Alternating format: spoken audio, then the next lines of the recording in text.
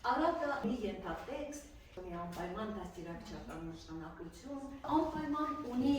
տողամեջերում գրված կարևոր միտք։ Այսօրվա մեր դասը ունի նպատակ սովորեցնել երեխաներին ճիշտ ըմբռնել արագի բարոյախոսական հատվածը, ազատ արտահայտվել, կարողանալ իրենց սովորածը կապել այսօրվա կյանքի հետ։ Մենք հուսով եմ այս դասը շատ հեշտությամբ կկապենք այսօրվա համար մի շարք կարևոր արդիական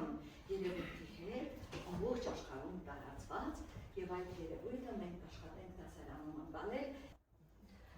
Մեր դասի դասարանում մենք ունենանք այնպիսի մի դասարան, որ ոչ մի ուսուցիչ հաստատ չի դժգոհի այդ դասարանի վարքից։ Մենք այս տարի ուսումնասիրեցինք մի շարք առակներ, որն էր մեր առաջին առակը, որ մենք անցանք երեխաներ։ Տեսեք, առակ, համարձակ։ Եղջերուն եւ խաղողը։ Ինչ սովորեցրեց մեզ այս առակը, ասա։ Երբ որ քեզ ինչ-որ մեկը օգնում է նրան պատմություն մի անում։ Այո, այսինքն ինչպիսին պետք է լինես կյանքում։ Շնորհակալ լինել, դրա մի շատ սիրուն հոմանիշ ունենք, մենք հիմա հոմանիշներ ենք ասում։ Երախտապարտ, երախտագետ, երախտամոլը ինչ է։ Երբ որ մոռանում են, երախտագետբարի ինչն է։ Հականիշն է, ճիշտ է։ Երեխաներ, հաջորդ առակը, սա մեզ ինչ սովորեցրեց, ասա։ Պետք է փոքրներին ու քո ուժով օգնես, ոչ թե իրանց նեղացնես։ Շատ ապրես, դա մեզ շատ է։ Երեխաներ, այս առակը մեզ ինչ է սովորեցնում, ասա։ Տնից, ավելի այո, որ ամենալավ տեղն է տունը, չէ երեխաներ, եթե մի քիչ փոխաբերություն եք դնել, այդ տունը մեր ինչն է, հայրենիքն է, այլ մենք պետք է սիրենք մեր հայրենիքը, մեր տունը խորհրդանշում է հայրենիքը, իսկ եթե լավ, այսպես ասեմ, մի քիչ էլ երբանք, մի քիչ էլ մեր դասի շարունակության հետ կապենք, մեր տունը մեր հայրենիքն է, ավելի փոքր առումով մեր օջախն է, տունն է, այն մի քիչ էլ որ փոքրացնենք, օրվա մեծ մասը դպրոցն է, երեխեք չան, դպրոցը ձեր տունը չէ, տունն է չէ, սիրենք չէ դպրոցը, հիմա տեսնենք մեզ ինչքան պետք կգա այդ դպրոցին սիրելը։ Մեր այս բոլոր առակները մի շատ կարևոր բան սովորեցրի։ Հիմա ես ուզում եմ դուք ձեզ մոտ եղած գրքիկներով ամեն խումբ կարդում է ու ասում է, ինչ սովորեցրեց մեզ առակը։ Հավատարմություն, արի, մյուսը, արդարամտություն, ինչ սովորեցրեց Մարիա։ Միասնականություն, իսկ երեխաներ, մեծ առակը ինչը քննադատեց, արի ավերջան, տեսնենք, աչքածախությունը, արի տեսնենք, Սերբոջան, անտարբերությունը, ազարիա ջան, մեծամտություն, հոմանիշը որն է երեխաներ, գոռոզությունը, երեխեք մի հատ էլ սիրուն բառ կա, ամբարտավան, ով կգրե այս բառը գրատախտակի, ամբարտավան, արի։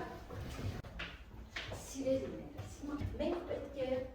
դիտենք հետաքրքիր ֆիլմ։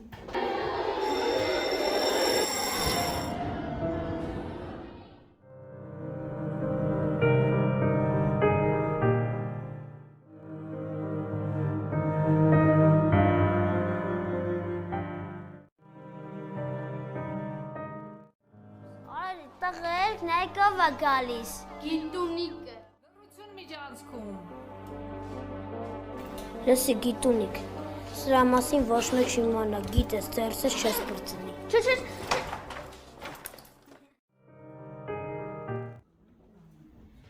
Երեխաներ, ես նայում էի ձեր կյանքին, ես տեսա, որ ոչ մեկի դուր չի գալիս այս երևույթ։ Մի հատ ինձ կարող եք ասել, հետ նման իրավիճակներ, դրոցում, դասարանում, հանդիպել եք ձեզ, ազնվոր եք, մենք իրար հետ զրուցում ենք, եղել եք, չէ երեխաներ, ճիշտ է, ինչ եք կարծում, հաճելի իրավիճակ եք, հաճելի պայմաններ եք, ձեզ որ եկան այս բոլորը, ոչ, ինչ ցանկություն առաջացավ, ասա, օգնել նրան, երեխաներ, այսա մեր իրականության մեջ կոչվում է բուլինգ, ու գիտեք, այն անձը, Շորին, այդպես, անընդհատ, ալածայնքնի ենք ենթարկում, նեղում ենք նրան, վատ վիճակի մեջ ենք տնում, կոչվում է այդ իրականության մեջ զո։ Իսկ այն անձը, այն երեխան, որ անընդհատ նեղում է, վատ վիճակի մեջ է տնում մեր հերոսին, մեր զոհին, նա կոչվում է բուլեր։ Երեխաներ, այո, առաջին ցանկությունն է առաջանում մեզանից յուրաքանչյուրի մոտ օգնել մեր զոհին, այդ նեղ վիճակից նրան դուրս բերել։ Կարող եք ասել, ո՞րն է այստեղ զոհը։ Մեջտեղինը։ Ո՞րն է բուլերը երեխաներ։ Սա է։ Իսկ այս երկուս ովքեր են։ Նրա հետևող, այսպես քաչ ձևացողներն են, աջակիցներն էին բուլերի, որոնք եկել էին, որ նորից այս ընկերոջը նեղեն։ Իսկ սա ով է երեխաներ։ Այստեղ մի կներ կա, որ այսպես կանգնած է, ով է նա։ Անտարբեր դիտողը։ Երեխեք, ինքը կանգնած է, ինքը կարող է, չէ, երեխեք օգնել, բայց ինքը չի օգնում։ Կարող եք ասել ինչու չի օգնում։ Ասա, որովհետև վախկոտ է, որովհետև լավ ընկեր չի, որովհետև շատ ապրես, այդ վախկոտ բարը դա է։ Բուլինգ ասելով երեխաներ, պետք է հասկանանք բուլինգի տեսակները։ Բուլինգը կարող է ֆիզիկական լինել, հոգեբանական, այնուամենայնիվ երեխաներ, ֆիզիկական խփում են, ծեծում են, խցում են, հոգեբանական են երեխաներ։ Դա այն է, երբ որ ծաղրում են նրա հեռախոսը, ապրուստը, նրան ծնոտներ չեն հրավիրում, աթոռը քաշում են, որ նա իրենց կողքը չնստի։ Գիտեք, դա այսօր ժամանակակից աշխարհում բուլինգի մեկ տեսակ ևս կիբերբուլինգը զանազան վատ խոսքեր հեռախոսով երեխաներին չեն հրավիրում։ Բուլինգի ենթարկված զոհը ինչ ապրումներ կարող է ունենալ։ Միայնակ դառնալ, ճիշտ է։ Այդ դպրոց գնալ ընդհանրապես չի ցանկանա։ Անընդհատ կլացի, շատ ճիշտ ես։ Գիտեք ինչ, չպետք է մենակ թողնել բուլինգի ենթարկված մեկին։ Երեխաներ, բուլինգ ու կոնֆլիկտ, դրանք եկեք իրարից տարբերեն։ Գիտեք, կոնֆլիկտը ինչ է, հակասություն կա, արդիկ խոսում են, հավասար ուժեր են, դեպ դիմաց կանգնած և լուծվում է հարցը։ Իսկ բուլինգը ինչպիսին է երեխաներ, բուլինգը ավելի դաժան է, բուլինգ ավելի մեկին են ճնշում, ուժերը հավասար են երեխաներ, ոչ, անհավասար են, ասա, անարդար է բուլինգը, և ես հիմա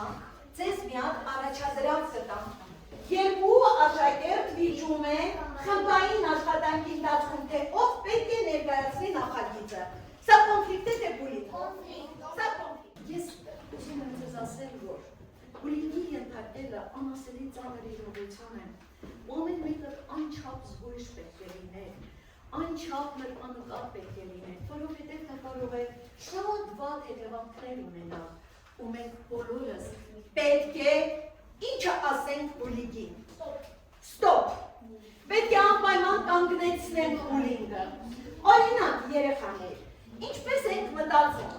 ինչպես կարելի է կանգնեցնել, ես հիմա միակ առակ կկարդամ, դուք տեսեք ինչ կեզրակացնեք, նորից առակով եմ ուզում ես դրան անդրադառնալ, մի իմաստուն բան, իր աշակերտին ասել է, եթե կոշիկի մեջ քար կա և չես հանում այն, կտարապես, ինչու ես շարունակում դիմանալ ցավին, սա մեզ ինչ է սովորեցնում, ասա,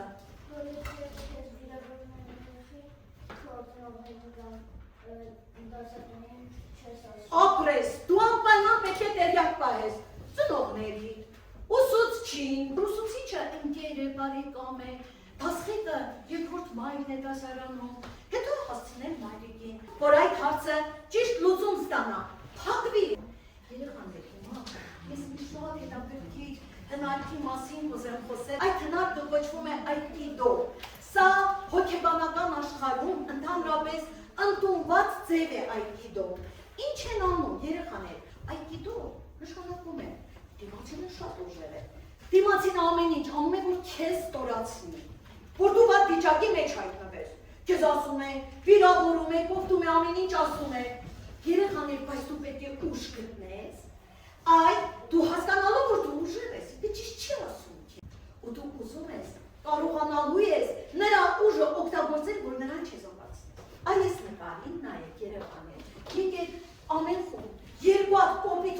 ասում եւ նույն խմբում երկու հատ պատասխան խոսք են գտնում, ինչ կարող է ասել բուլերը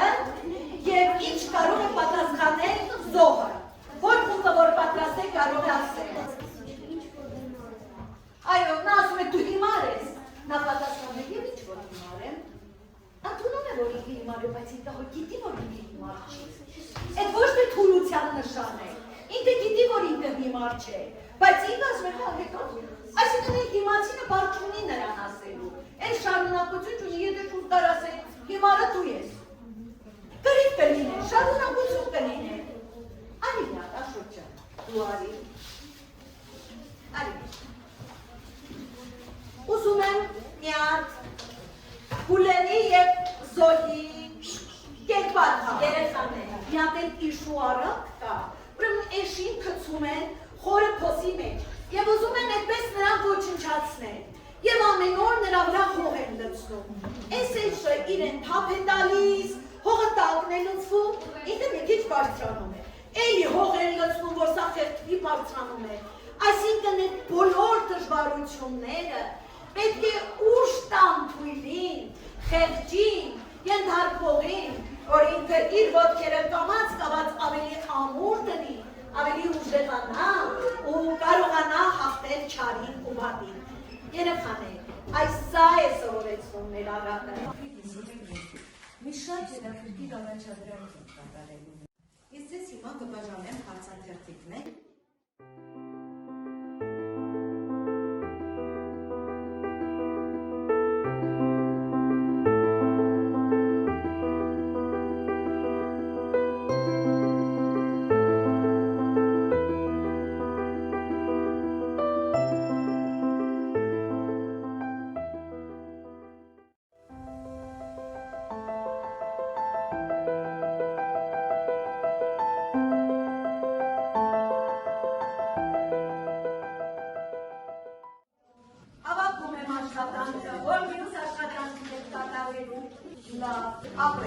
Այս առաջադրանքները երեխաներ լսվեն,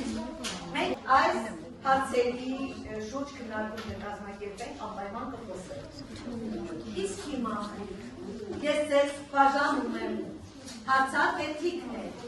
երկու հարցաթերթիկ յուրաքանչյուր աշակերտին։ Մեկ հարցաթերթիկը պետք է լրացնեք դուք երեխաներ, իսկ մյուս հարցաթերթիկը պետք է լրացնեն ծնողները։ Այս հարցաթերթիկները լրացված վաղ կվերադարձնեք ինձ։ Այն շատ կարևոր է։ Իմ հետադարձ կապը ձեզ է և ձեր ծնողների հետ պահպանելու համար։ Հասկացա՞ք։ Դե շարունակում ենք։ Մեր բուլինգը ծածկեց մեր առակին։ Հիմա եկեք տեսնենք գոռոզությունը, չարությունը, ապերախտությունը, դաժանությունը, մեր բուլինգը դրա վրա է հիմնված և մենք պետք է ինչպիսին լինենք, որ մենք հաղթահարենք մեր բուլինգը, պետք է լինենք հավատալի, պետք է լինենք դիմաց, իսկ ինչու ձեր դասարանում, ինչու դպրոցում ցածր դասարաններում ենք մենք սա անելու, ասեք մի հատ, կարող ենք եզրակացնել։ Այո, որպեսզի հիշենք նման բաների և նման բան չանենք, հասկացանք երեխաներ, եթե դուք գտնում եք, որ հասկացել եք, եթե դուք գտնում եք, որ այս դասը ձեզ ինչ-որ մի բան տվեց, ձեր դրոշները բարձրացրեք։ Եթե ոչ,